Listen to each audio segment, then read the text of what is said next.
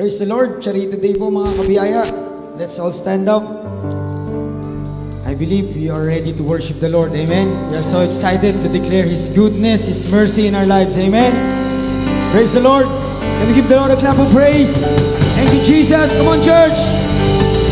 Let's make some noise to the King of Kings, the Lord of Lords. His name is Jesus.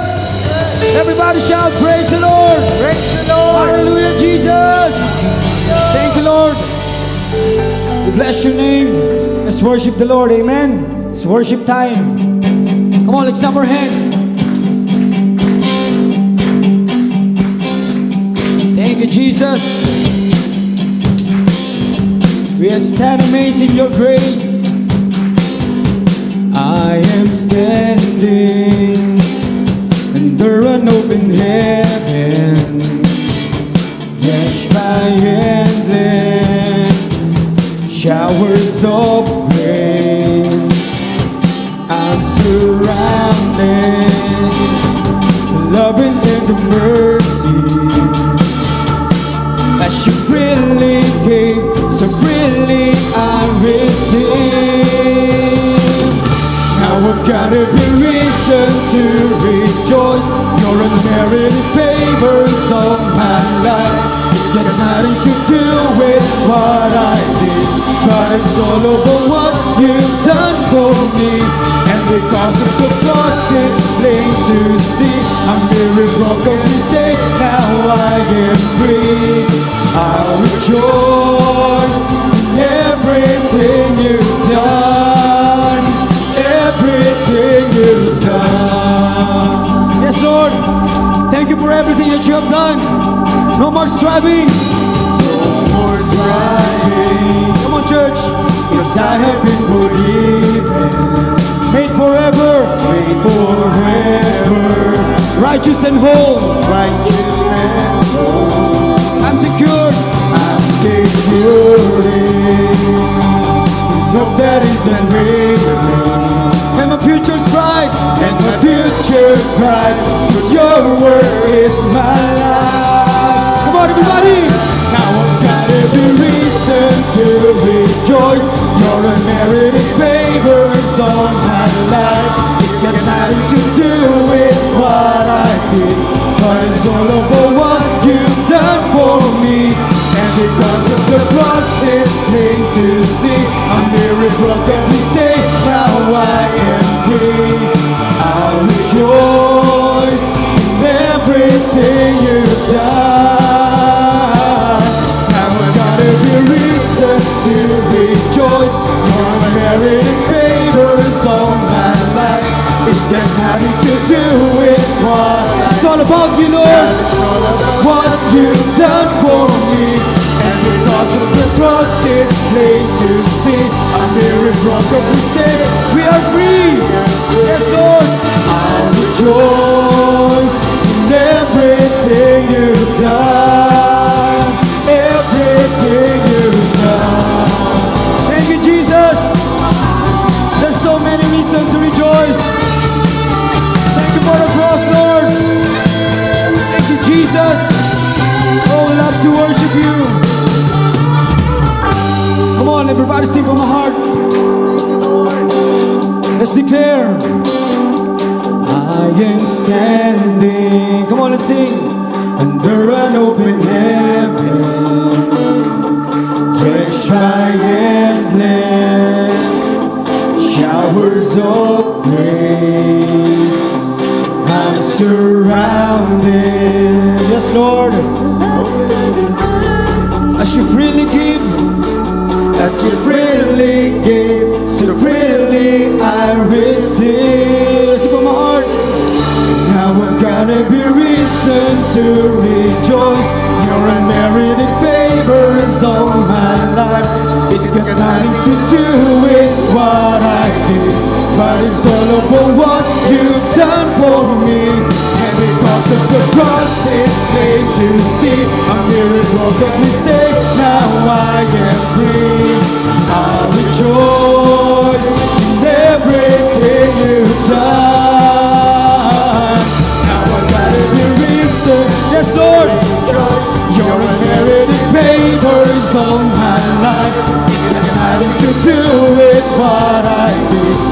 but it's all about what you, it's all about you, Jesus. The cross is plain to see, a miracle of me saved, now I can breathe. I'll rejoice in everything you've done. For the last time, come on everybody sing.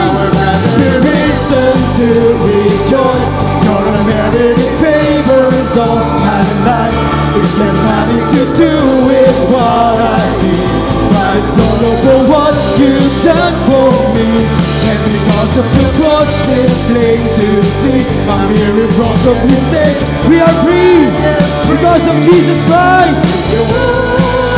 And everything you've done, and everything you've done, and everything you've done, everything you've done, everything you've done, everything you've done. Yes, Lord Jesus, thank you for everything that you have done. Yes, Jesus, come on, let's give him praise. Thank you, Jesus. Oh, we worship you. Thank you, Lord. So many reasons to rejoice. Amen, Lord. Because you are our righteousness, Father. We bless your name. Thank you, Lord, you took all our sin. Hallelujah. Praise your name, Father. Let's remain in the spirit of worship. Jesus, it's all about you. Yes, Lord.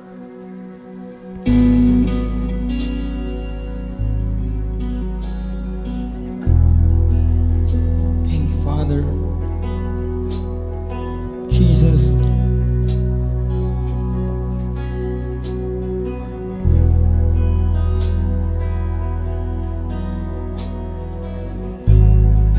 You took the fall for my sin, rendered me blameless through death, bringing peace.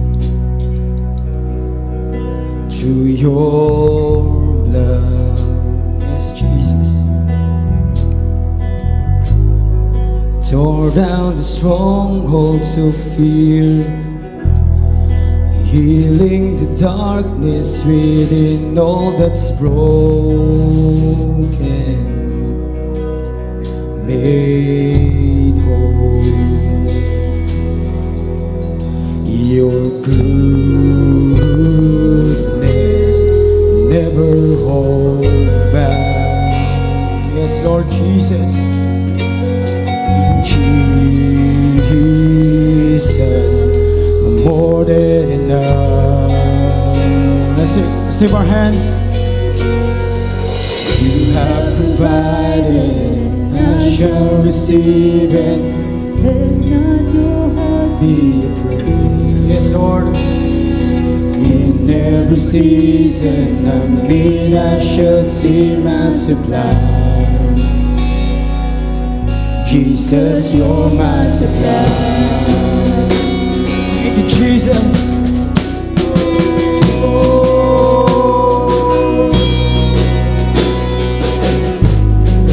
Jesus, the fountain of life, wellspring that never runs dry, I will drink of your love. Here we lift our hands, Lord. Here I will lift up my hands, sing of your mercies again. All I have is in you. Your goodness never hold back. Jesus, more than enough. Jesus, more than enough.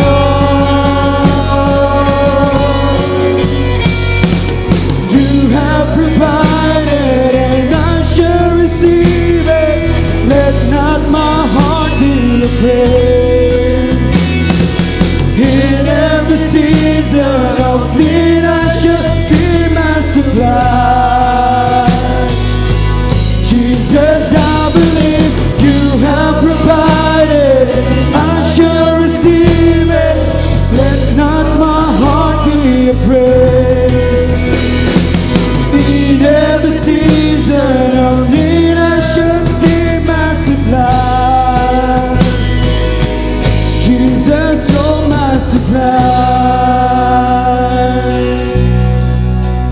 Oh, we sing of your faithfulness, Lord. You are faithful. You are faithful in our lives. Come on, let's sing. You are faithful. You are faithful to me. Sing true tonight, Lord. You are faithful.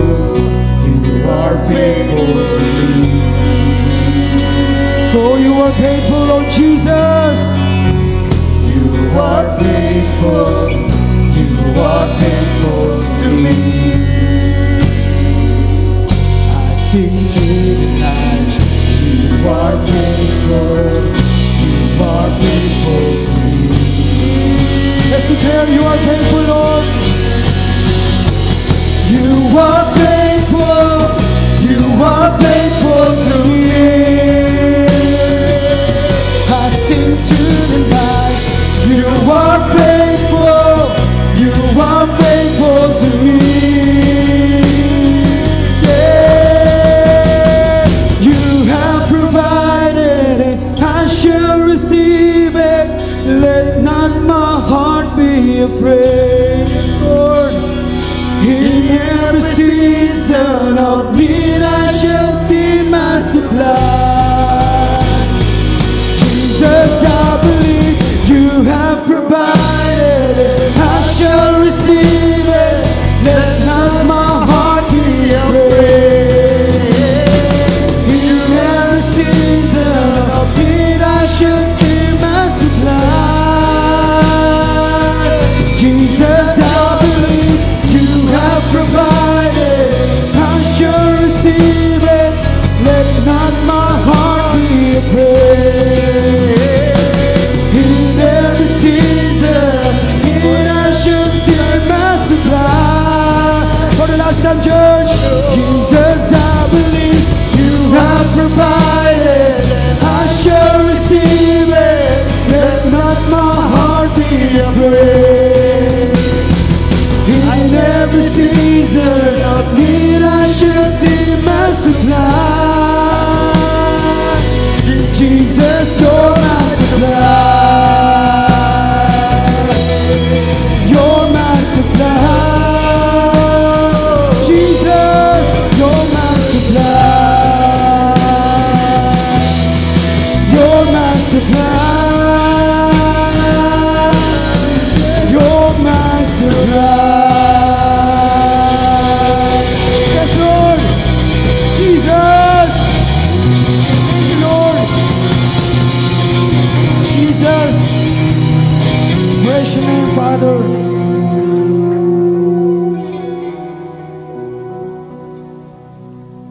Jesus. Thank you, Lord. You provided all on the cross.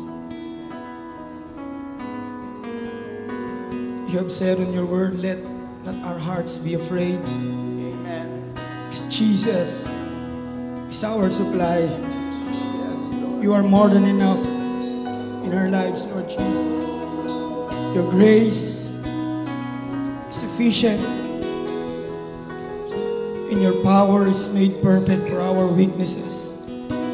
It's all because of you, Lord Jesus. We just receive it freely. Lord, as we receive the abundance of grace and the gift of righteousness, Father, we are here to say, Jesus, you are our supply, Lord. Yes, Lord. You are our shepherd. We shall not want. Thank you, Lord. Ginawa mong lahat sa krus, Panginoon. At ito'y tinanggap lang namin dahil mahal na mahal mo kami. We just want to honor you. Lord Jesus, you are our supply. And we will receive it every day of our lives.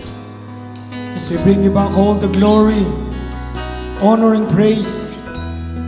In the mighty name of Jesus we pray. And everybody say, Amen and amen. Thank you, Lord. Jesus, praise your name, Father. Purihin po ang Panginoon, tayo pong lahat ay mga kaupo.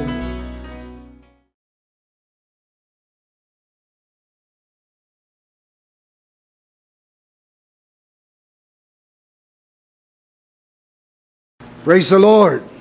Amen. May mga tao naman. Praise the Lord. Amen. Let's give the Lord a clap of praise. Come on, clap your hands to the Lord. Make a joyful noise to God. Make His praise glorious. For the Lord our God is awesome. Everybody shout, praise the Lord. Everybody shout, hallelujah. Hallelujah. Isang malakas sa clap opening para kay Lord. Thank you, Jesus. Amen. Nice to see you. How are you? All is well. How are you? All is well. Truly, all is well. Pakibati ang katabi ng 2 thumbs up. You are? Charito. Blessed and highly favored of God. Do you believe that? Amen. Do you still believe that? Amen. Do you always believe that? Amen. Everybody shout, I am Charito. I am Charito. I am blessed and highly favored. I am blessed and highly favored. I am a child of God. I am a child of God. Malakas sa clap opening para kay Lord. Hallelujah. Thank you, Jesus.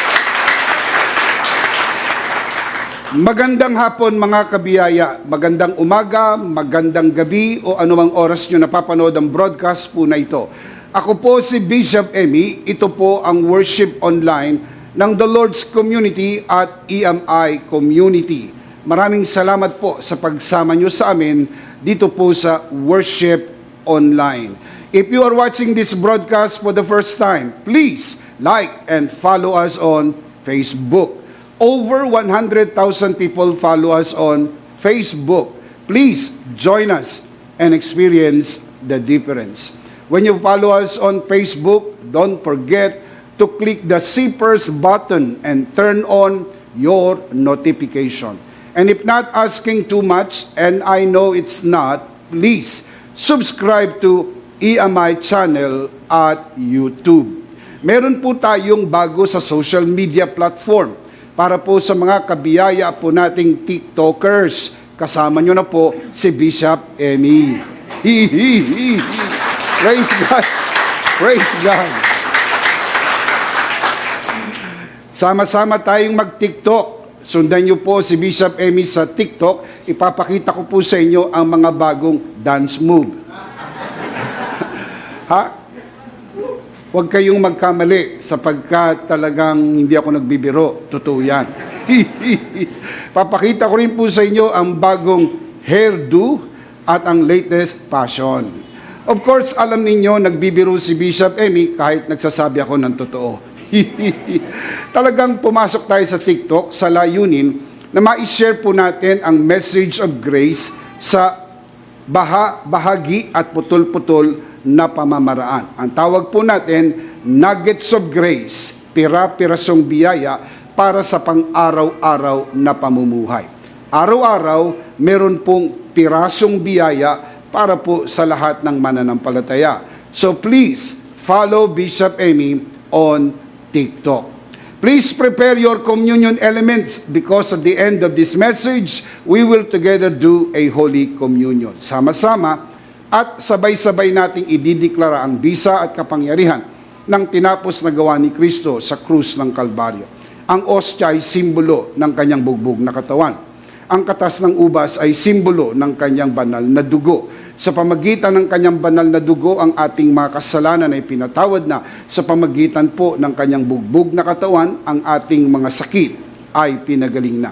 Kaya kung ikaw ay may sakit sa araw na ito, at nanonood ka sa broadcast na ito, hayaan mong palakasin ko ang iyong loob. Ngayon, ang araw ng iyong kagalingan. Today is your healing day. Can we say that together? Today is our healing day. One more time, out loud. Today is our healing day. Totoo po yan. Ngayon ang araw ng iyong kagalingan. Habang nakikinig ka ng mensahe ng biyaya, dinadapuan ka ng pananampalataya. At bago matapos ang mensahe na ito, meron ka ng sapat na pananampalataya para paniwalaan ang iyong himala at ang iyong kagalingan. And let me just encourage you, today is your healing day. Also, we would like to encourage everyone to worship the Lord with your offering. As it is written, honor the Lord with your wealth. Proverbs chapter 3, verse 9. At the latter part of this broadcast, we will let you know how you can easily give your offering. So please, worship the Lord with your offering. Palagi ko po itong sinasabi sa inyo tuwing linggo. Sana po hindi kayo napapagod ito marinig dahil kung ako ang tatanungin ninyo, hindi naman po ako napapagod palagi ito sabihin sa inyo. Nang pagbibigay sa gawain ng Panginoon na hindi po pagbibigay ng kontribusyon, hindi po pagbibigay ng donasyon, hindi po pagbibigay ng ayuda, hindi rin po pagbibigay ng limos. Ang pagbibigay sa gawain ng Panginoon ay isang pagsamba. Genesis 22 tells us that giving is worship unto the Lord. That is why we ask you to worship the Lord with your offering.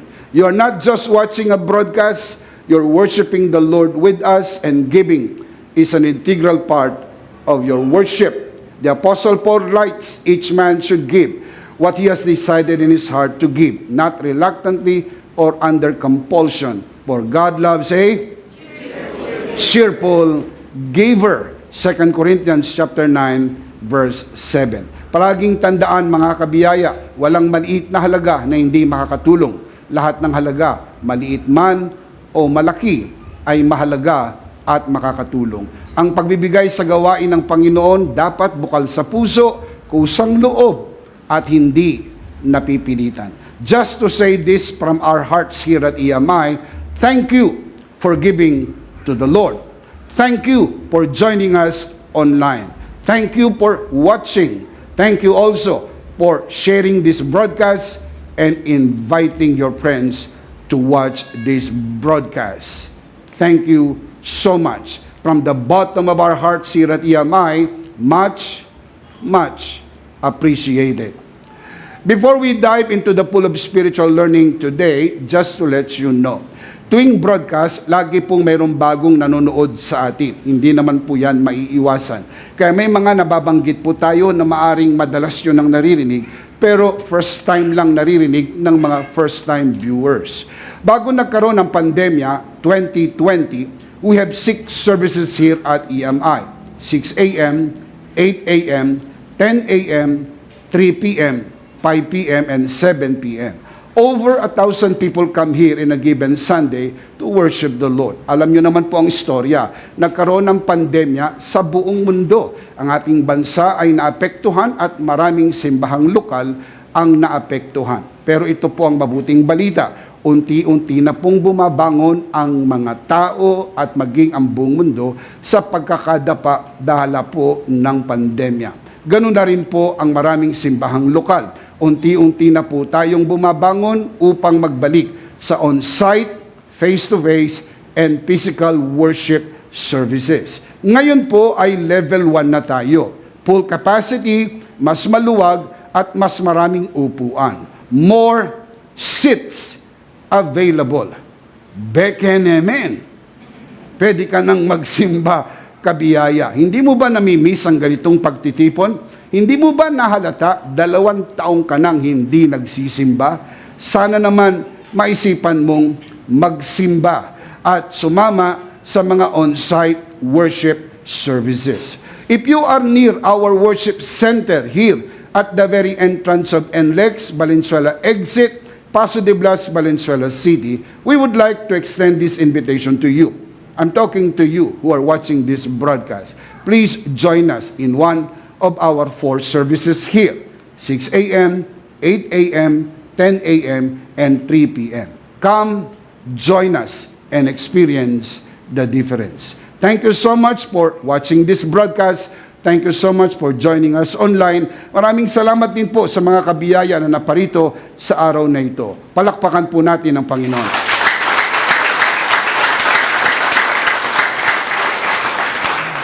We are going to continue our series on The Bible Explains, Part 42. Today, we're going to temporarily suspend our discussion on faith and segue a little bit on a very timely topic, politics. Controversial, yet biblical. Because by the time you watch this broadcast, tomorrow is our presidential election. Nakapili ka na ba ng iyong iboboto? Gusto kong itanong pero wag mong sagutin. Sino ba ang presidente mo? Bukas, eleksyon na. Ibig sabihin, ang bawat Pilipino ay pupunta sa presinto at boboto. Kaya magandang pag-usapan po natin kung anong sinasabi ng Biblia patungkol po dito. Today, we're going to talk about God's sovereignty over man's choice. Sa wikang Pilipino, ang soberenya ng Diyos sa pagpili ng tao. Nahaharap po sa atin ang dalawang malaking kaisipan, God's sovereignty and man's choice. Dalawang kaisipan po na paano natin mapagtutugma. Ito po ay malaking kaisipan, parehas itinuturo ng Biblia. Merong sovereignty ang Diyos over and above, pero we cannot deny ng bawat tao ay meron din pong free will at malayang makakapili. How does the Bible explain this? Let's commit this verse to the Lord. Tayo po'y manalangin. Our dearest Father in heaven, we are so very thankful for how you have gathered us today. Thank you so much for the wonderful time of praise and worship. Truly, you inhabit the praises of your people. You are with us today. We commit to you this learning time as we always do and even as we always pray. Everything that will be said and done only for your glory and for the blessing of everyone. This we pray, Father, only in the name of your Son, our Lord and Savior, Jesus Christ, by the power of the Holy Spirit. And everybody would just simply say, Amen. Amen. Give the Lord a clap of praise. Hallelujah. Please keep this in your mind. Whoever wins, God reigns. Can we say that together? Whoever wins, God reigns. One more time. Whoever wins, God reigns. Magiging mainit ang eleksyon po na ito sapagkat 10 kandidato sa pagkapangulo ang nais pong manalo. Hindi po 5 ang naglalaban, hindi po 3, hindi po 2. 10 kandidato po na pagkapangulo ang naglalaban-laban para po sa posisyon ng pagkapangulo. Alam ko na mainit ang eleksyon po na ito. Pero laging tandaan mga mananampalataya, sino man ang manalo, si Jesus pa rin ang ating Panginoon. Amen. Give Him praise for that. Si Jesus pa rin ang ating Panginoon.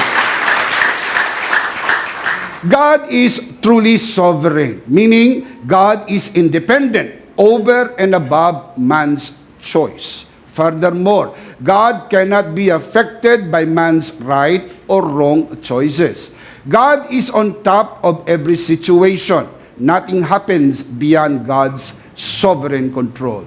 God cannot be held down by man's wrong choice. God is still sovereign over man's wrong choices. Maaari kang magkamali sa iyong pagpili, pero hindi po nagkakamali ang Diyos. Higit sa lahat, hindi po nadadaya ang Diyos. Dito raw sa Pilipinas, mayroong nananalo, pero walang natatalo, puro nadadaya. Siguro, kailangan na rin nating mag-mature sa larangan ng politika. Kung 10 ang naglalaban, ibig sabihin, isang mananalo, 9 ang matatalo. Kaya lang, sa hindi po bukas na kaisipan, kapag ka natalo, ang laging sinasabi, sila ay nadaya. Lagi na po ganyan ang tantrums ng mga natatalo. Nadaya ako, nadaya ako, nadaya ako. Hindi po nadadaya ang Diyos. Higit sa lahat, huwag nating isali ang Diyos sa larangan ng politika. Huwag nating spiritualize ang politika. Sapagat ang politika ay isa pong pagsasanay. Ito po ay exercise ng ating kalayaan ng pagboto. Yan po'y guaranteed ng ating Constitution. Ang tawag po dyan, freedom of suffrage. kalayaang bumoto. Hindi pwedeng i-spiritualize ang mga bagay-bagay na ito. Hindi pwedeng sabihin, sinabi ng Diyos sa akin na ako'y tumakbo. Hindi naman niya sinabing mananalo ako. Ang sabi lang, tumakbo ako. Mga hula, mga propesiya, mga panaginip, at mga sabi-sabi at sinalita ng kung sino-sino at ng kung ano-anong mga tagpo ng pangyayari. Tandaan, ang pagsasanay na ito ay kailangan tanggapin natin ng tamang paraan, mayroong paniniwala sa Diyos, sapagkat anuman ang mangyari, naghahari pa rin ng Diyos, magpakailan-kailan pa man. John J. Chapman said, God governs the world and we have only to do our duty wisely and leave the issue to Him. Maliwanag na sinasabi po sa atin ni John J. Chapman na gawin lang natin ang ating parte. Ano ang ating parte? Tayo po'y pumunta sa presinto, tayo po'y bumoto, ayon po sa pasya ng ating konsensya, ayon po sa ating pagtitimbang-timbang kung sino po ang marapat na mamuno sa ating bayan. Yun lang ang maaari nating gawin at ipasa Diyos na natin ang mga bagay na hindi na po natin kayang gawin. Of course, wala pong eleksyon na walang dayaan. Hindi naman po siguro kayo kahapon ipinanganak. Hindi naman po siguro kayo nananaginip ng gising. Ang eleksyon ay pinatatakbo ng mga taong hindi perpekto, gumagamit ng makinaryang hindi perpekto, kaya aasahan ninyo na mayroong mga discrepancy at talagang mayroong pagtatangka na baguhin ng eleksyon. Dito pumapasok po ang kahalagahan ng pagbabantay ng mga taong gusto nilang masiguro ng kanilang pagboto ay mabilang ng husto, at dito pumapasok mga kapatid ang paniniwala na kung malaki masyado ang diferensya, mahihirapan po nila itong dayain. Kaya nga po napakahalaga sa panahong ito na tayo ay maniwala sa anumang pagsisikap na pwedeng gawin ng tao, laging may limitasyon, at ang hindi kayang gawin ng tao, ipagtiwala natin sa Diyos. Palakpakan si Lord. Amen.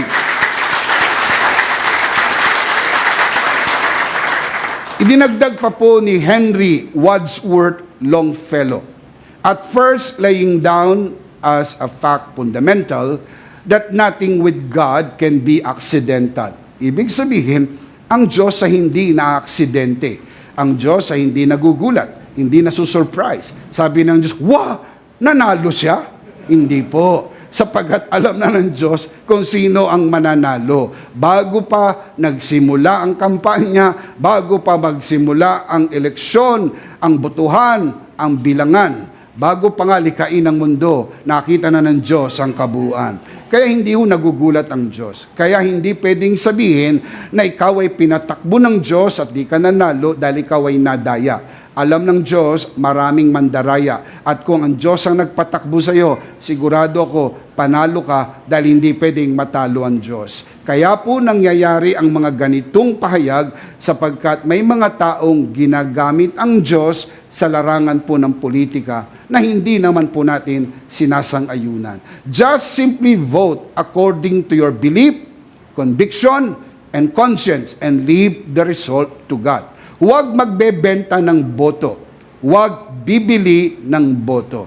Lalo't higit, huwag kukunin ang pera at iboboto ang iba, tulad ng minumungkahi ng ibang mga kandidato. Be as honest as you can be. Kung hindi mo iboboto ang kandidato na yan, huwag kang kukuha ng pera sa kanya. Kung iboboto mo siya, huwag mo na rin dagdagan pa ang gastusin niya, sapagkat talaga namang naniniwala ka sa kanya, hindi ka na kailangan bayaran. Pero ang masaklap, kinuha mo yung pera at ang iba ang binoto mo. Dahil sabi di umano ng iba, ito ay dahil reality on the ground. Let me just explain. Totoo na may mga taong natutokso sa pera, pero hindi sa mga anak ng Diyos. Dahil tayo pinagpala na at pinaboran ng ating Panginoon. Hindi po yan tukso para sa atin. Can you say amen? Be as honest as you can be. Iboto mo ang pinaniniwalaan mo. Talo man o panalo, masaya ka pa rin sapagkat napagbigyan mo ang sarili mong isulat sa balota ang pinaniniwalaan mo. Minsan may mga nagsasabi sa Facebook, naniniwala ako sa kandidatong ito. Believe ako sa kandidatong ito, pero hindi ko iboboto. Ano naman yan?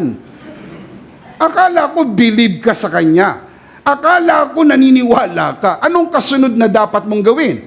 Iboto mo siya. Kaya lang ang sasabihin eka ng iba, hindi naman eka mananalo. Mali po yun. Inuulit ko po, maling kaisipan po yun. Kahit hindi mananalo, iboto nyo. Kawawa naman, wala man lang nakuhang boto. Iboto nyo man lang. Madagdagan man lang yung kanyang boto. Higit sa lahat, pagkatapos ng eleksyon, ang saya mo. Sapagkat alam mo, hindi mananalo ang binoto mo, hindi ka nadiktahan ng kahit sino, malaya kang nakaboto sa kandidatong kursunada mo. Palakpakan si Lord muna.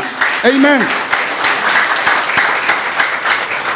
Daniel chapter 2 verse 21. He, referring to God, changes times and seasons. He sets up kings and deposes them.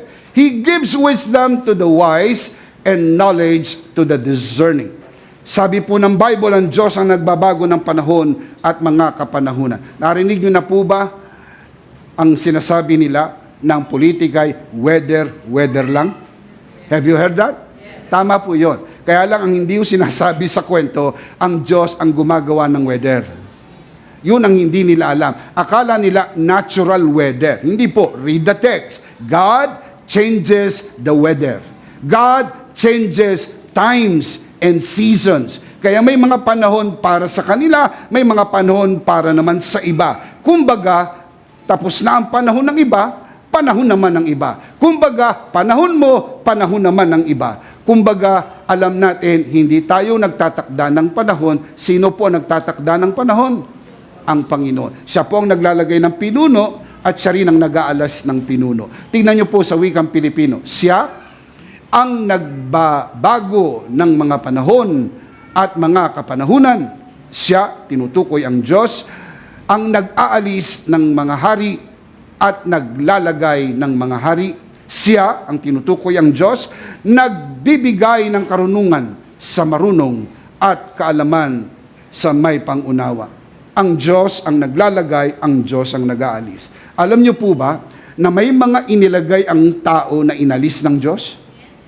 At alam niyo po ba na meron pong inilagay ang Diyos, pilit inaalis ng tao, pero hindi po naalis ng mga tao?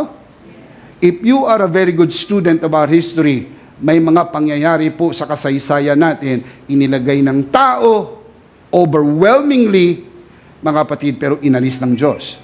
Meron naman po, inilagay ng Diyos at pinilit gustong alisin ng mga tao, pero hindi po naalis ng mga tao. Bakit? Totoo kasi ang verse na to.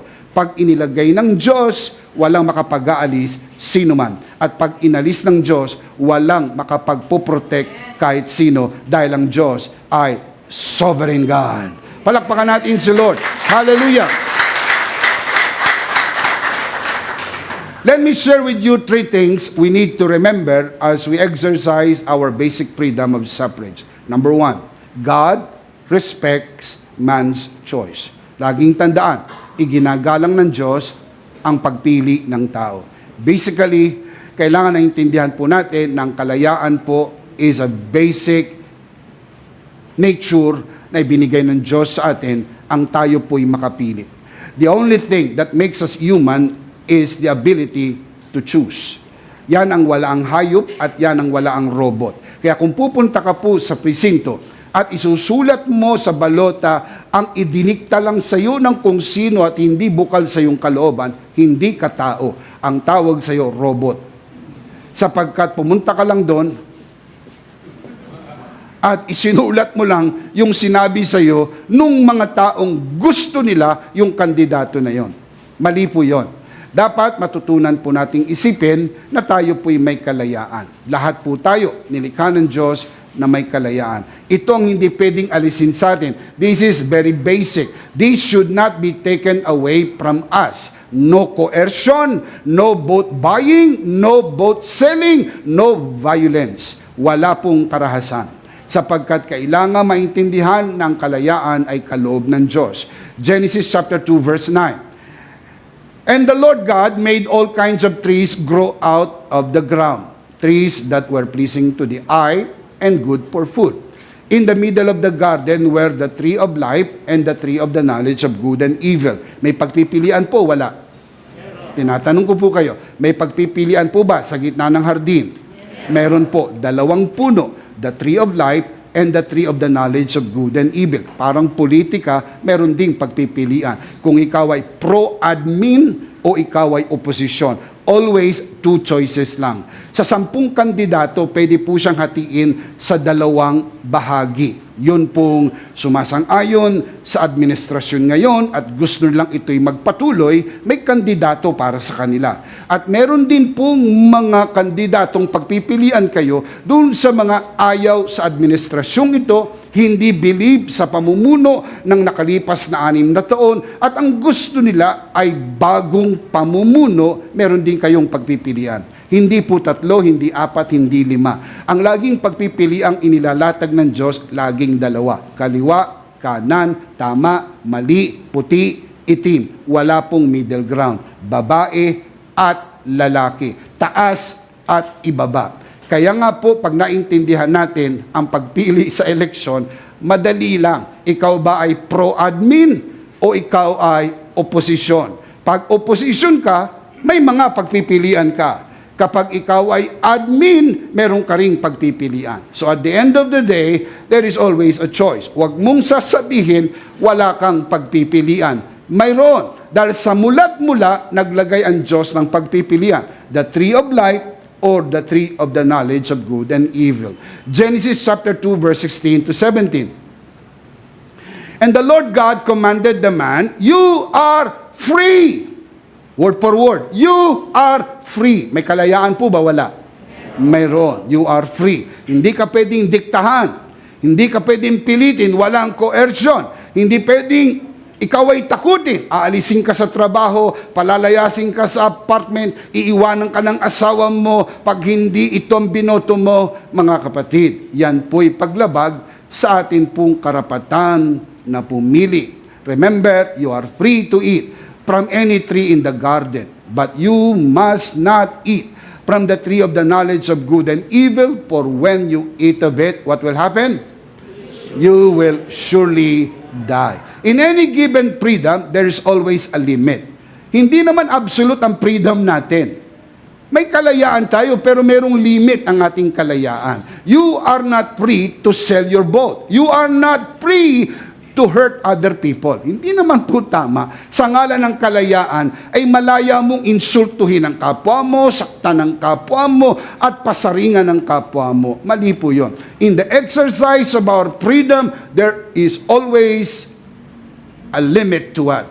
Ang kalayaan po ay paggamit, pero ang paggamit ng kalayaan, kailangan meron din po itong limitasyon. Ang limitasyon, huwag mong isakripisyo ang inyong pagkakaibigan. Huwag mo isakripisyo ang inyong simbahan. Huwag mo isakripisyo ang iyong pamilya. Huwag mo isakripisyo ang inyong relasyon ng kamag-anak incorporated. Dahil lang sa eleksyon at pagpipilit sa kandidatong hindi ka man lang kilala. Tandaan mga kapatid, isang araw lang ang eleksyon, maraming araw pa tayong magsasama sa buhay na ito. Hindi yata tama na sinira na natin ang maraming araw dahil lang po sa isang araw na hindi natin napagkasunduan. Ginagalang ng Diyos ang pasya ng tao. In fact, ginalang ng Diyos ang pasya ni Adan at ni Eva na kainin ang bawal na bunga. Mali ang pasya, pero ginalang ng Diyos. Remember, kung may plano si Adan at si Eva na kainin ang bawal na bunga, meron ding plano ang Diyos na iligtas ang tao sa kabila ng maling pagpapasya. Genesis chapter 3 verse 15, I will put enmity between you and the woman. God was talking to the serpent after the fall. Between your offspring and hers, he will crush your head and you will strike his heel. Ito po ang kauna-unahan na hula sa Biblia patungkol sa mangyayari sa krus ng Kalbaryo. Tama, mali ang naging pagpili ng unang tao. Kinain ang bawal na bunga.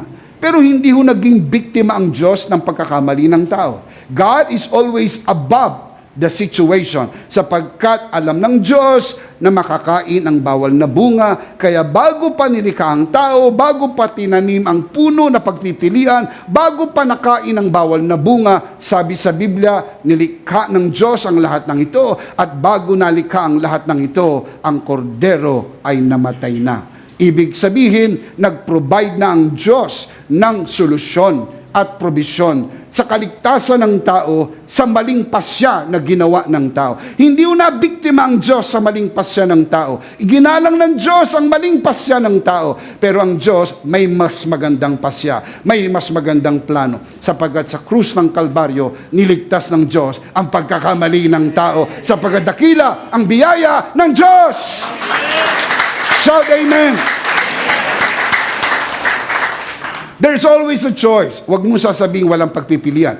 Laging mayroong pagpipilian. Dahil kapag walang pagpipilian, mga kapatid, hindi na po yan demokrasya. Ang tawag po dyan, disgrasya. Sapagkat the very basic tenet of democracy is choice. Laging may pagpipilian. Kaya nga, noong unang panahon, the basic choice of two-party system. Dalawang partido lang. Isang partido, pangalawang partido. Ngayon po, ang sistema natin, multi-party system. Kaya po, mayroong mga iba't ibang kandidato sa iba't ibang partido. Yung iba, kahit nga walang partido, nakakatakbo. Ang tawag sa kanila mga independent candidate. Sapagkat gusto nilang tumakbo, hindi sa ilalim ng anumang partido. Sa ilalim po ng two-party system, hindi pwede. Dalawa lang. Either you are party A or party B, sila lang ang maglalaban. Pero ngayon, ang daming pagpipilian. Sa totoo lang, laging may pagpipilian. Deuteronomy chapter 30 verse 19. This day I call heaven and earth as witnesses against you, that I have set before you life and death, blessing and curses. May pagpipilian? Wala. Mayroon po bang pagpipilian o wala? Ilan ang pagpipilian? Dalawa lang. Life or death. Blessing or curses. Kahit po 10 ang kandidato, dalawa lang po talaga ang pagpipilian in a true sense. Kung ikaw ay maka-administrasyon o ikaw ay oposisyon. There is no in between. May mga nagpapanggap, they try to play in between. Sorry, that is not true. Wala pong in between.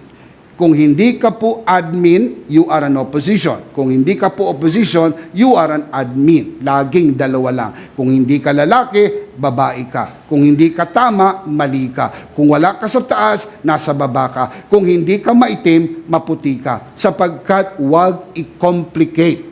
Kapag na-complicate yan, lito ang tao sa pagpili. Hindi ka malilito. Mag-decide ka muna. Am I pro-admin or am I an opposition? Then from there, you can make a decision. Kaya ho nagiging komplikado yan sapagkat politics becomes personality. Pinaglalabanan natin yung personalidad ng mga tao, which is very, very complicated sapagkat it becomes very subjective. Meron ka ng iba't ibang concept, meron ka ng iba't ibang kaisipan, at hindi po ang kaisipang makakaigi sa ating bayan. Hindi po ang kaisipan makakabuti sa ating bayan. Sapagkat kung iniisip nyo, mas makakabuti ang oposisyon, pumili kayo sa oposisyon. Kung naniniwala kayo, maganda na ang tinatakbo at gusto nyo lang ipagpatuloy ito, piliin nyo po ang kandidatong para po sa administrasyon. At the end of the day, you make it simple. Pag simple, hindi ka po mahihirapan. Alam niyo po ang laruan nung unang panahon, very, very simple. Kahit mabagsak, buo pa. Ngayon, ang mamahal ng laruan, pag nabagsak, sira na. Sayang, 1,000 ang presyo, pero ang sandali lang nabagsak. Pero natatandaan niyo po yung latang pinaglalaroan natin ng tumbang preso? Tumba ka na, preso pa. Oh, ano nangyari? Buo pa rin. Tanggulolong, buo pa rin. Yung truck-trucka na hinihila mo, buo pa rin. Pero yung mga mamahaling robot, yung mga mamahaling computer, nabagsak lang, sira na. Anong ibig sabihin ni Bishop Emmy? If you try to complicate it, then it becomes very complicated. Hirap ka ng mag-isip. Simplify mo lang. Pabor ka ba sa nangyayari na sa pamahalaan ngayon at gusto mo tuloy-tuloy lang? Yun ang piliin mo. Kung hindi ka satisfied at tingin mo hindi magandang naging performance at gusto mong palitan, pumili ka ng ipapalit. Pagka ganyan ang desisyon mo, biblical, because it is between left and right. Blessing and curses, life and death. Now choose life. See?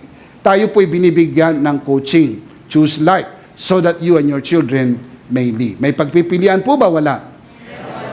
It is a choice between pro-admin or opposition. It is a choice between red and yellow or pink. It is a choice between green, blue, orange, black for black propaganda. Ikaw ang magpapasya, hindi ang ibang tao. Joshua chapter 24 verse 15. But if serving the Lord seems undesirable to you, then choose for yourselves this day whom you will serve. May pagpipilian po ba? Wala. Mayroon. But as for me and my house, we will serve the Lord. Sabi ni Joshua, hindi ko alam kung anong pasya nyo, pero kung nagpasya na, ako at ang aking pamilya, maglilingkod kami sa Panginoon. Nagpasya na po ba kayo ng ganyan? Sama-sama nating paglingkuran ang ating Panginoon. Give Him praise! Give Him praise! Hallelujah! Now let me tell you a story. 1 Samuel chapter 8. Dito sa storya po na ito, ang Israel ay pinamumunuan ng Diyos bilang hari sa pamagitan ng piling propeta. Pero dumating ang panahon na ayaw na ng Israel ng pamumuno ng propeta at gusto nila ang hari. Look at verse 5. They, the people of Israel, said to him referring to Samuel, "You are old, and your sons do not walk in your ways. Now appoint a king to lead us, such as all other nations have." Gusto nilang magkaroon ng hari. Listen up. Hindi po dahil sa ayaw ng Diyos na sila'y magkaroon ng hari. In fact, gusto ng Diyos. Ang tanong lang ay, ngayon na ba?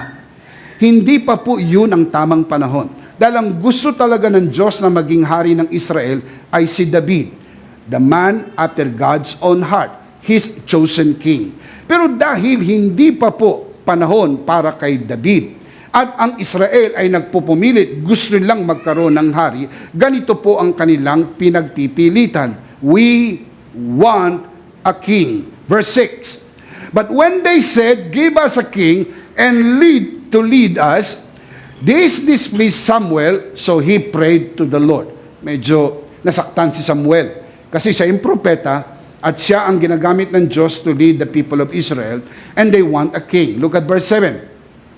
And the Lord told him, "Listen to all that the people are saying to you. It is not you that they have rejected, but they have rejected me as their king." In short, sabi ng Diyos kay Samuel, huwag kang masyadong emosyonal. Hindi naman ikaw ang tinatanggihan nila. Ako, dahil ako ang hari ng Israel. Ayaw na nila sa akin at gusto nila magkaroon ng hari na mangunguna sa kanila. Anong ginawa po ni Samuel? Reality check. Ipinakita ni Samuel kung ano ang mangyayari sa kanila kung sila'y magkakaroon ng hari. Samuel gave them a reality check. He told them in verses 10 to 18 what a king would do to them. He will make their lives harder. He showed them the worst scenario. The day would come that they would even cry to the Lord, and the Lord would not listen to them, according to verse 18. Matindi ang ipininta na senaryo ni Samuel sa mga Israelites. Sinabi niya sa kanila na ang kanilang mga anak na lalaki ay gagawin po mga kawal, ang mga anak na babae gagawing katulong sa kaharian, so forth and so on. And then ang response po nila sa verse 19. But the people refused to listen to Samuel. No, they said, "We want a king over us. Then we will be like all other nations, with a king to lead us and to go out before us and fight our battles." In short, buo na ang pasya po nila. Wala nang enough na explanation na makakapagpabago na kanilang kaisipan. We want a king. Verse 21. When Samuel heard all that the people said, he repeated it before the Lord. Look at verse 22. The Lord answered, and what did the Lord say? Listen to them and give them a king. Pinagbigyan po ba ng Diyos ang kanilang kagustuhan? Ito ba ang kagustuhan ng Diyos para sa Israel? Hindi. Ayaw pa ng Diyos magkaroon sila ng hari sa panahong ito. Pero dahil ito ang gusto ng mga tao, pinagbigyan po ba ng Diyos? Ganon po ang eleksyon. Hindi po necessarily, mga kapatid, na ipipilit ng Diyos ang kanyang kagustuhan sa atin. Pero kung yan ang gusto ng nakakarami, hindi po natin ito maaring tutulan sapagkat kung ang Diyos nga mismo ay pinapayagan ang kagustuhan ng tao, sino naman po tayo para tumutol dito? Ganito po ang sabi ni Thomas Jefferson, ang ikatlong hari, o rather ang ikatlong presidente ng Estados Unidos. The government you elect is the government you deserve. Ibig sabihin, sa iyong mindset, kung ito po ang deserving, you elect. Kaya nga po, ikaw ang magpapasya sa 10 pagpipilian, sino ang deserving na maging presidente sa susunod na 6 na taon. And then, you elect. We elect the government we deserve. So number 1, God respects man's choice. Ginagalang po ba ng Diyos ang pagpili ng tao? Kaya ba nating igalang ang pagpili ng ating kapwa?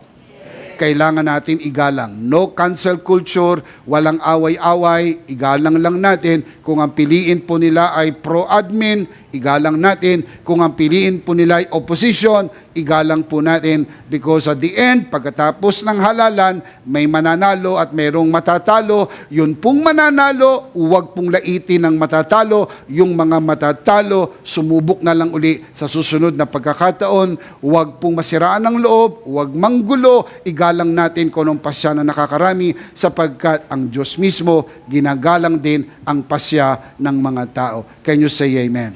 So, number 1, God respects man's choice. Number 2, man's choice is not absolute. Isa lang ang boto mo. Hindi po ito makakapagpanalo ng presidente. Kaya tandaan mo, it's just an exercise of your freedom. At ang boto mo para makapanalo, kailangan magsama-samang boto sa Luzon, Visayas at Mindanao. Hindi po ito contest ng mayor. Hindi po ito contest ng governor. Ito po'y contest ng presidente. Ibig sabihin ng boto manggagaling sa Luzon, Visayas, Mindanao, kasama po ng ating mga overseas worker sa pamagitan po ng absentee voting. Milyong boto ang kailangan para manalong pagka-presidente. Ibig sabihin, yung sayo ay isang boto lang. Kaya huwag po tayong umarte na parang tayo ang guguhit ng kasaysayan sa buong Pilipinas. Hindi po. Isang boto lang ang kaya mong gawin. At ang iba ay boboto rin. Huwag kang OA. Man's choice is not absolute. Merong kasabihan, Vox Populi, Vox Dei. Ibig sabihin po nito, the voice of the people is the voice of God. Latin po yan. Vox Populi, Vox Dei. This saying is a political saying and it can be true but not biblically accurate. Dahil hindi po totoo na ang tinig ng nakakarami, yun talaga ang tinig ng Diyos. Tulad ng kwentong binasa ko sa inyo kanina, ang tinig ng nakararami, we want a king, but not necessarily the voice of God. Pero nakuha pa rin ng tao ang kanilang kagustuhan kasi iginagalang ng Diyos ang pasya ng tao. In a democratic country like ours, majority wins. The majority is not always right, but they win. Yan po ang brutal fact. Laging panalo ang mas marami. Dahil pag naikas na ang vote, bibilangin ang vote at ang maraming boto, ang mas maraming boto, ang talagang mananalo. We must learn to respect that. Otherwise, we cease to be a democratic country. Pag hindi na po natin ginalang ang rule of majority, hindi na po yan demokrasya. Ang tawag dyan, disgrasya.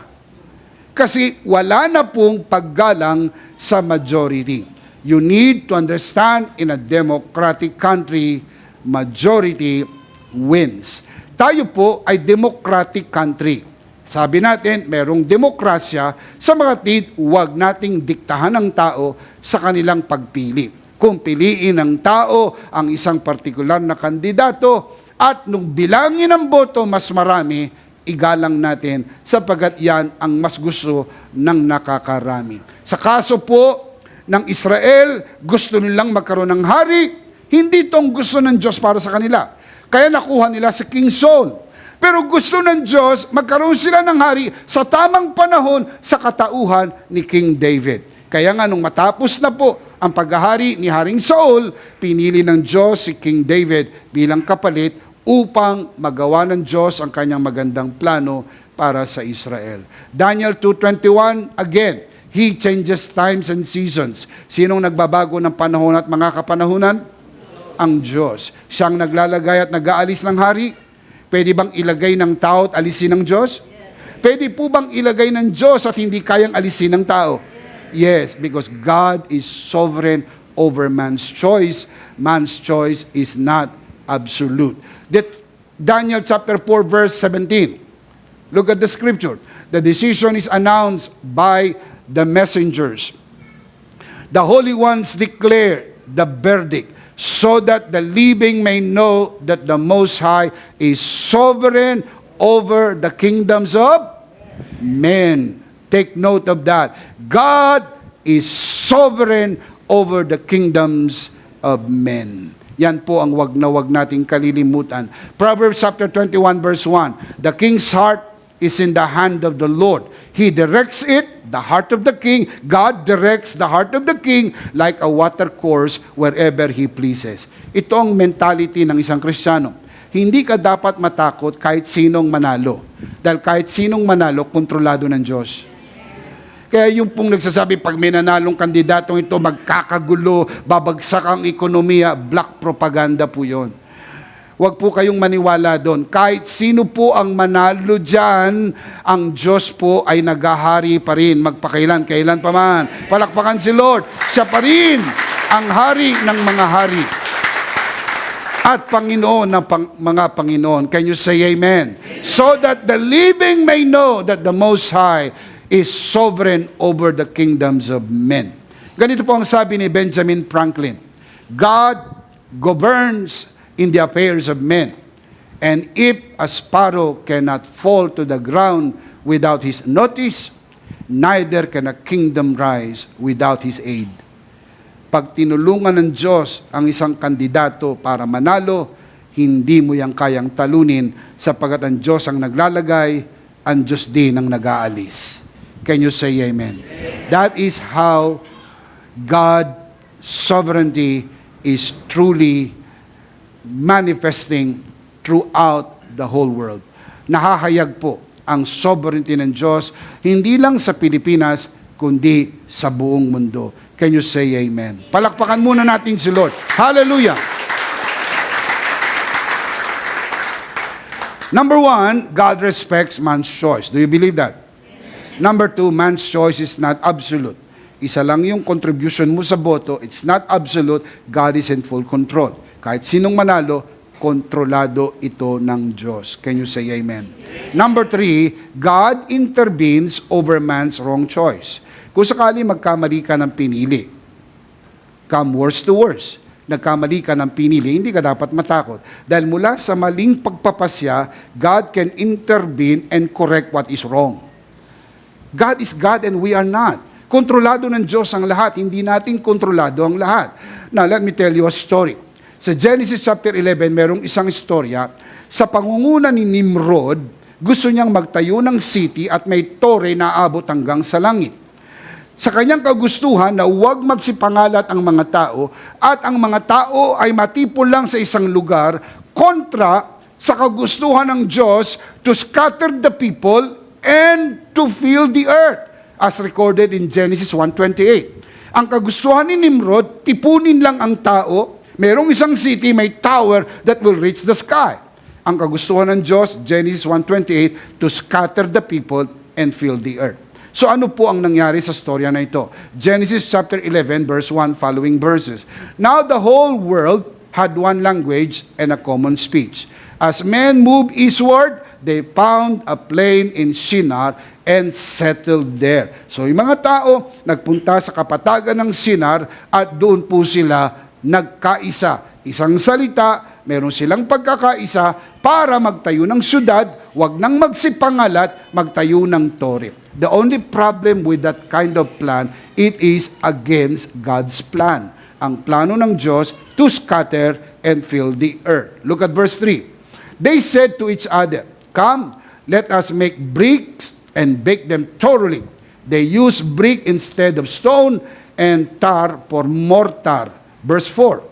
They said, "Come, let us build ourselves a city with a tower that reaches to the heavens, so that we make a name for ourselves." Look at the next line. "And not be scattered over the face of the whole earth." Kontra po yan sa plano ng Diyos. Ang plano ng Diyos for them is to scatter and fill the earth. Mababasa po niyan sa Genesis 1:28. Now look at verse 5. "And the Lord came down to see the city and the tower that men were building." Verse 6. The Lord said, "If as one people, speaking the same language, they have begun to do this, then nothing they plan to do will be impossible for them." Mga kapatid, walang mali sa pagkakaisa, walang mali sa pagkakaroon ng isang salita, isang lingwahe at isang plano. Ang mali po kung ang plano na ito ay laban sa plano ng Diyos. Kapag ang plano ay laban sa plano ng Diyos, makikialam ang Diyos. Hindi niya pwedeng panoorin na ang plano niya ay sirain ang tao. May plano ang Diyos sa Pilipinas. Mahal ng Diyos ang bayang ito. Kaya anumang mga balakin na makakasira sa magandang plano ng Diyos sa ating bansa ay makikialam ang Diyos. God's sovereignty and that God will intervene. Tulad sa storya na ito, nakialam ang Diyos. Verse 7. "Come, let us go down and confuse their language, so they will not understand each other." Verse 8, "So the Lord scattered them from there over all the earth." They stopped building the city. Na-stop po ba yung project? Na-stop po ba yung tower? Na-stop po ba yung city? Why? Why did God come down and stop them? What's wrong with the project? The project is against God, against the plan of God. Kaya napakahalaga po maisip natin kung anumang gawain lalaban sa plano ng Diyos, makikialam ang Diyos. Ang Diyos ay hindi pupayag sa karahasan. Kaya pag mayroong karahasan, may pag-aalsa, mayroong rebellion, hindi po yan sa Diyos. Sapagkat ayaw ng Diyos may patayan, ayaw ng Diyos mayroong masasaktan, ayaw ng Diyos ng karahasan. Kaya nga po ang pagpapalit ng kapangyarihan sa isang democratic process ay dinadaan sa balota. Ikaw ay magpapahayag ng sentimiento mo sa pagsulat ng kandidatong gusto mong manalo. At the end, maring manalo yan o maring hindi yan manalo. Sino man ang manalo, si Jesus ay ating Panginoon at naghahari pa rin ng Diyos magpakailan, kailan pa man. Amen. Look at verse 9. "And that is why it was called Babel, because there the Lord confused the language of the people of the world, and there the Lord scattered them over the face of the whole earth." Natupad po ba ang plano ng tao o ang plano ng Diyos? Ang plano ng Diyos, Genesis 1:28, to scatter and fill the earth. Ang plano ni Nimrod, wag silang mag-scatter, build the city with a tower that will reach the sky, and they will remain there and not be scattered. Remember, may plano ang Diyos. At kapag tatamaan ang plano ng Diyos, makikialam ang Diyos. Ang tawag po dyan, intervention. Mag-i-intervene ng Diyos upang maganap kung ano ang dapat maganap para po sa bayang ito. Naniniwala po ba kayo, mahal ng Diyos ang bayang ito? Amen. Kung mahal ng Diyos ang bayang ito, meron na po siyang pinili upang mamuno sa atin, upang ating malasap ang basbas, pagpapala, pag-unlad. Critical po ang susunod na magiging Pangulo sapagkat galing po tayo sa pagkakadapa dahil sa hagupit ng pandemya. Tayo po mga kapatid ay kailangan pong umunlad sapagkat maraming negosyong nasira, maraming negosyong naapektuhan, marami po ang negosyong nagsara at kailangan muling umunlad ng ating bayan. Maganda ang plano ng Diyos para sa bansang Pilipinas. Can you say amen? Maganda ang pagkakasabi ni Oswald Chambers. Sabi po ni Oswald Chambers, God is never in a panic. Nothing can be done that He is not absolute master of. And no one in earth or heaven can shut a door He has opened, nor open a door He has shut. God alters the inevitable when we get in touch with Him. Ang Diyos lang ang kayang magbago ng mga hindi kayang baguhin ng tao. When it is inevitable, only God can change the inevitable. Because He is God and He is sovereign. Can you say amen? Palakpakan natin ang Panginoon. Amen. Now, let me close by answering this question dahil tinatanong ito ng mga kabiyaya po natin. Why wouldn't the church directly endorse a candidate? Alam ko na may mga ilang pastor na direktang nag-i-endorso. I respect my fellow pastors and bishops who do and did the endorsement. Meron po. Nakikita niyan sa Facebook. Iba nagpapalit pa ng profile pic. Ang iba po talagang everyday ay talagang nangangampanya in a particular candidate. I respect that. I believe the church should not. This is my stand. This is my position. Ginagalang ko posisyon ng mga kapwa ko pastor kung ang posisyon nila ay pwedeng mag-endorso. Ang posisyon po ni Bishop Amy, I believe we should not directly endorse a particular candidate. I hope they will respect my take on this sapagkat ginagalang ko rin naman ang posisyon nila na sila ay nag-i-endorso. Sana wag maapektuhan ang aming pagkakaibigan, sana wag maapektuhan ang aming partnership and friendship sa layunin po ng pangangaral ng mabuting balita. Pero kailangan nating matutunang maggalangan. The church should not directly endorse a particular candidate, and let me give you 3 reasons why the church should not. Number 1, the church is a political, religious entity. Ang church po dapat apolitical. Kasi tandaan niyo, sa isang simbahan, ang mga miyembro mo, iba't iba ang kanilang napiling kandidato. Kung ang pastor o ang obispo ay puposisyon sa isang partikular na kandidato, masasaktan niya ang ilang membro niya na iba rin ang posisyon. Now, kung ang mga Kristiyano may sariling posisyon, okay lang yon. Ang pinag-uusapan po natin yung pastor. Nasusundan niyo po ba ako? Pastor ang pinag-uusapan natin. To much is given, much is required. Binigyan ka ng opportunity ng Lord tumayo at magturo ng mabuting balita. Kaya mahalaga pong gamitin natin ito ng tama. Huwag nating gamitin ang posisyon upang i-take advantage na impluwensahin ng mga tao bumoto sa partikular na kandidato. Pastor po si Bishop Amy ng isang kongregasyon na meron pong 1,000 miyembro. Kung gagamitin ko po yung posisyon ko, I can easily influence them. Pero sigurado ko may mga masasaktan, may mga masasagasaan, kaya hindi ko po kailangan gawin. Overseer din po ko ng 500 mga pastor o 500 mga simbahan. Ang iba po sa mga kaibigan kong pastor ay narito ngayon. Ang iba po ay nanonood sa broadcast. Ang iba po mga kapatid ay nag-aaral po sa Pastors Academy. I can use my position as a bishop. In fact, tinatanong nga nila ako, Bishop, meron po bang i-endorso ang EMI? Bishop, meron bang i-endorso ang Full Grace Pastors Fellowship? Bishop, susundan na lang namin kayo. Sabihin nyo sa amin kung sino ang i-endorso po ninyo. Ano po sinasabi ko sa kanila? Wala akong personal endorsement.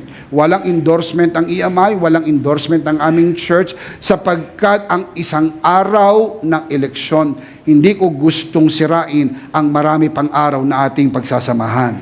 Kasi po, yan ay exercise na political na hindi dapat makahalo sa ating gawaing espiritual. Can you say amen?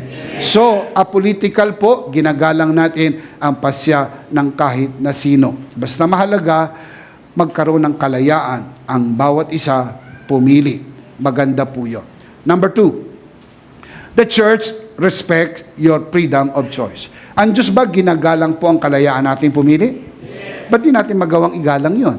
Kung ang Diyos nga, ginalang yon. Ginalang ng Diyos ang pasya po ni Adan at Eva ang kainin ng bawal na bunga. Ginalang ng Diyos ang kagustuhan ng Israel magkaroon ng hari kahit hindi pa napapanahon. Sa mga tuwid, kayang igalang ng Diyos ang pasya ng tao. Ba't di natin magawang igalang ang pasya ng bawat isa sa atin? Tandaan, ang isang kulay maaring masakit sa mata. Pero pag pinagsama-sama mo, parang baghari, maganda na ring tignan pag pinagsama-sama sa diwa po ng tunay na pagmamahalan. Parang rainbow tayo. Pinagsama-sama, iba-iba ang kulay, pero pag pinagsama-sama na, nagmamahalan, kahit magkakaiba sa politikal na paniniwala, magkakapatid pa rin sa ating Panginoon. Palakpakan si Lord. Amen.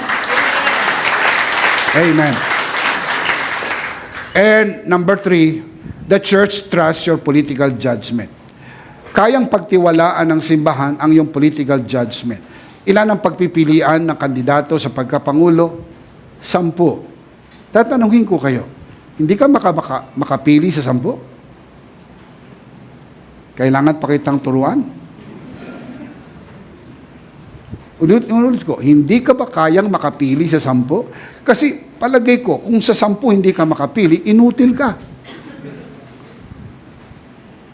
Isipin mo, hindi ka makapili sa 10. Kailangan ka pang tuturan, kailangan ka pang bulungan, kailangan ka pang turuan. Kaya mo yan. Bisa, paano mo nasisigurong kaya mo? Itong sabi ng verse, 1 Corinthians chapter 6, verse 2. Do you not know that the saints will judge the world? And if you are to judge the world, are you not competent to judge trivial cases? Look at verse 3. Do you not know that we will judge angels? How much more the things of this life? Tatanungin ko po kayo, ang mga usaping political po ba ay usapin sa buhay na ito o sa kabilang buhay? This life. Kasama po ba ang politics sa things of this life? Ano sabi ni Paul? Do you not know that you will judge angels? And you can certainly judge things of this life. Kaya, doon sa 10, meron na po kayong pagpipilian. Alam niyo kung ba't kayo nahihirapan sa 10 pumili? Sapagkat hindi niyo po sinimplify. This is the way to simplify it. Ilatag mo ang 10, hatiin mo lang sa 2. Ang dalawang pagpipilian is pro-admin or opposition. Popwesto ka lang, walang gitna. Kung opposition ka, pumili ka ng opposition. Kung admin ka, pumili ka ng kandidato ng admin. Sapagkat with that mindset, you simplify ang pagboto. Kasi hindi yan dapat makakomplicate. Baka tumaas pa ang high blood mo. High blood na, mataas pa. Maputukan ka ng ugat, sayang naman ang buhay mo dahil lang dyan sa stress ng politika. Tandaan, isimplify lang natin. Kahit sino manalo, si Jesus pa rin ang Panginoon. Palakpakan si Lord. Amen.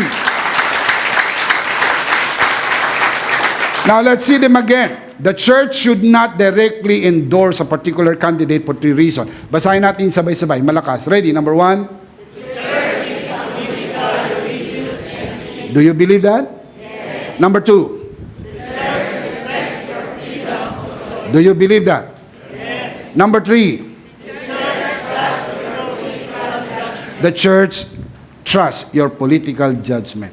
Kung ang Diyos kaya kang pagtiwalaan sa iyong pagpili, sino naman ako para hindi ka pagtiwalaan? Pumili ka. Tama man o mali ang iyong pagpili, laging si Jesus pa rin ang ating Panginoon. Amen? Now let me summarize. 3 things you need to remember as you exercise your freedom of suffrage. Number 1. God respects my personal choice and even your personal choice. Number 2.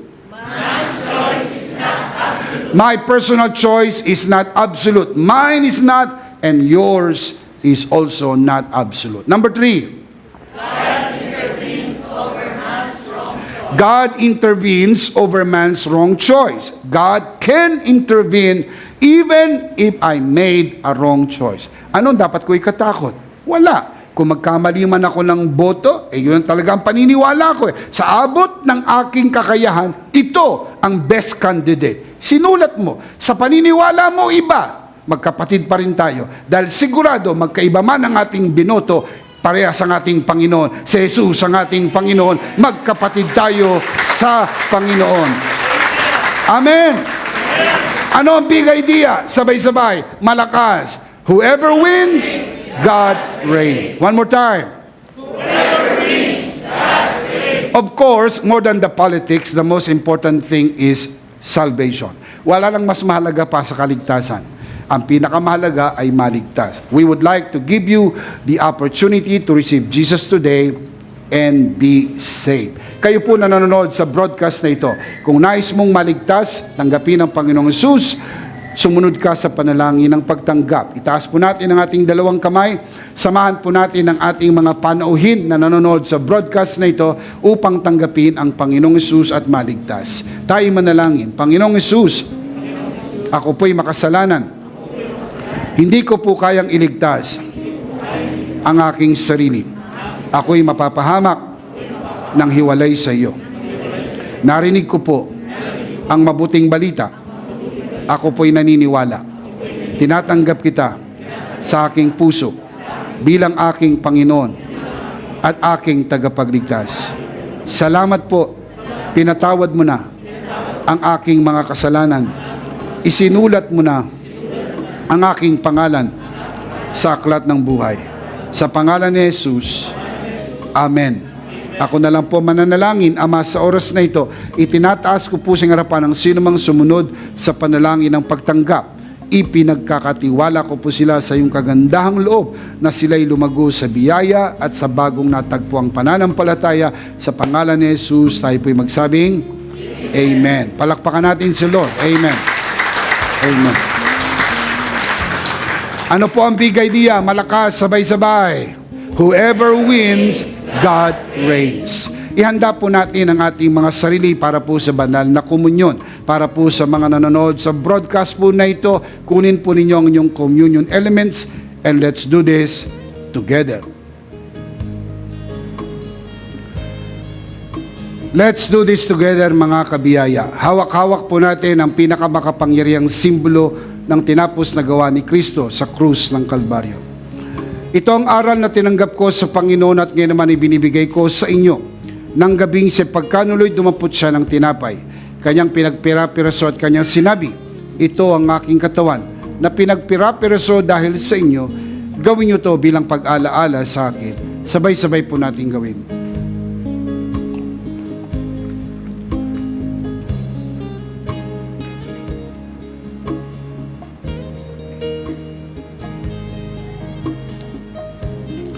Gayun din naman matapos maghapunan ay kanyang hinawakan ng saro at kanyang sinabi, ito ang saro ng bagong tipan na pinagtibay ng aking dugo. Gawin niyo to bilang pag-alaala sa akin. Sabay-sabay po natin gawin. Ate po itaas ang atin pong dalawang kamay at sumunod po tayo sa panalangin ito. Aming Ama, maraming salamat po sa aming Panginoong Jesucristo.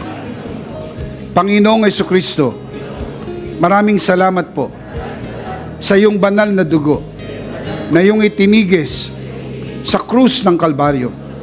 Dahil po dito, lahat ng aming kasalanan ay iyon ang pinatawad. Maraming salamat po sa iyong katawan na nabugbog at nasugatan.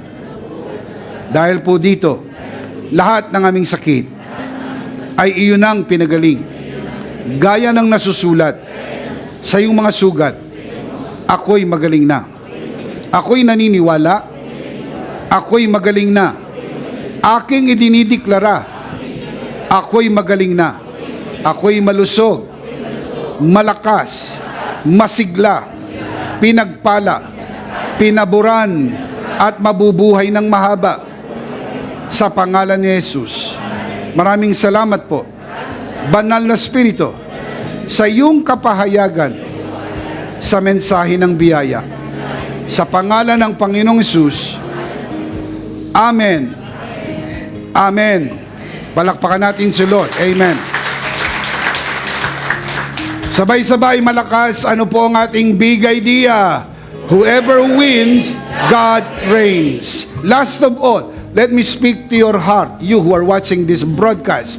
If this broadcast has blessed you, and if not asking too much, I would like you to bless this ministry with your love offering, so that together we can reach the world with the message of full grace. And from the bottom of our hearts here at EMI, we would like to say thank you for giving to the Lord. We'll see you next Sunday, purposely on site, but definitely we'll see you online. Ako po si Bishop Emmy, kasama po si Pastora Jo at ang kabuuan ng The Lord's Community at EMI Broadcast. Maraming thank you. Stay a bit for more announcement.